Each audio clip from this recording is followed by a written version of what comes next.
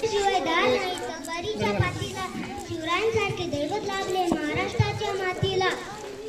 सर्वप्रथम रयतेचा राजा आदर्श राजा श्री छत्रपती शिवाजी महाराजांचा मानाचा मुलगा गुरुजनी वर्गातील माझे प्रिय मित्र, आज छत्रपती महाराजांची जयंती आहे. छत्रपती शिवाजी महाराजांच्या जयंतीची मी काही तुम्हाला 2 शब्द सांगणार आहे. ते तुम्ही शांत चित्ताने प्रश्न म्हणून मी माझ्या भाषणात सुरुवात करतो.